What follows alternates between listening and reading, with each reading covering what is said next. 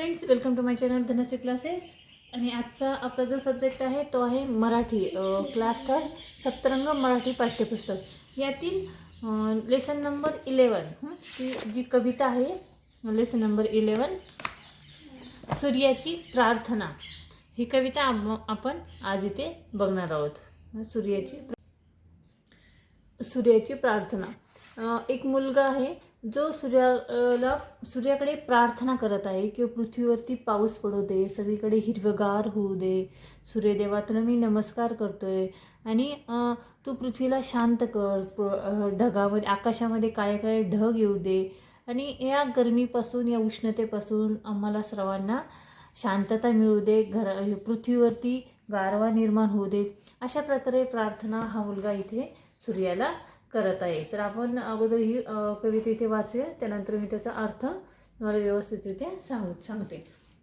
बघा, हे सूर्यदेवा रागावू नका आता, आकाशात काळ्या काळ्या ढगांना पाठवा. पृथ्वीवर झाली आहे आता खूप गरमी, कृपा करून दाखवा आता तुम्ही नरमी. हा मुलगा काय म्हणतोय की हे सूर्यदेवा, आमच्यावर तुम्ही रागवू नका, शांत राहा आणि आकाशामध्ये काळ्या काळ्या ढगांना पाठवा. म्हणजे आकाशामध्ये काळे काळे ढग एकत्र येऊ द्या आणि त्यामुळे काय होईल की पृथ्वीवरती पाऊस पडेल.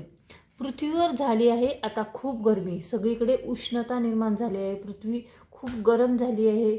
आत्ताच उन्हाळा हा ऋतू चालू होता आणि उन्हाळ्यानंतर हा पावसाळा ऋतू चालू होतो. तर लवकरात लवकर पृथ्वीवरती पाऊस पडावा, पृथ्वीवरती ही जी गरमी आहे, उष्णता आहे ती कमी होऊ दे, यासाठी हा मुलगा प्रार्थना करत आहे. काय म्हणतोय, कृपा करून दाखवा आता तुम्ही नरमी, तुम्ही शांत व्हा, तुम्ही नरमाई दाखवा आणि पृथ्वीवरती चांगल्या प्रमाणामध्ये पाऊस येऊ द्या.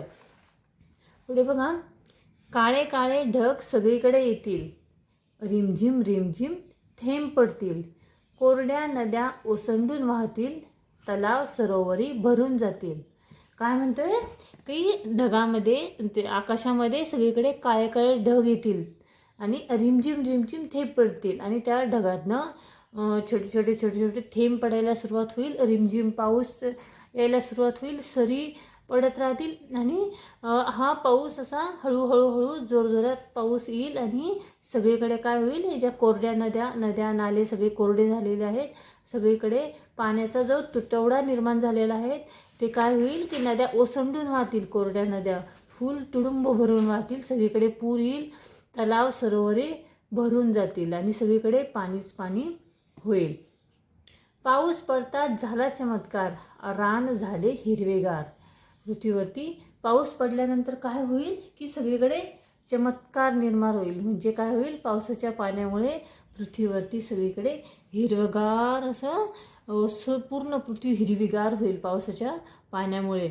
आणि व्हायला लागले गारगार वारे, थंड वारा वाहू लागेल, गार वारा वाहू लागेल, पक्षी प्राणी आनंदले सारे. आणि प्राणी पक्षी सर्व पशु पक्षी प्राणी सगळीकडे काय होईल, आनंदी वातावरण निर्माण होईल.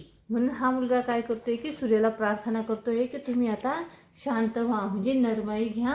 आणि सूर्य शांत झाल्यावर काय होईल की आकाशात काळे काळे ढग निर्माण होतील, ढगातून पाऊस पडेल आणि पृथ्वीवरती पाऊस पडल्यामुळे पृथ्वी अशी शांत होईल, गरमीपासून सगळ्यांना शांतता मिळेल, तलाव सरोवरे नद्या ओसंडून वाहतील आणि थंड गार वारा वाहायला सुरुवात होईल आणि प्राणी पक्षी पशु सगळीकडे काय होईल, आनंदाचे वातावरण निर्माण होईल.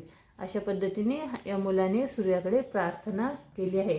आणि ज्यावेळेस छोटी मुलं अशी मनापासून प्रार्थना करतात त्यावेळेस देव किंवा ज्याकडे आपण प्रार्थना करतो त्या व्यक्ती ते देव आपलं हे नक्कीच ऐकतात.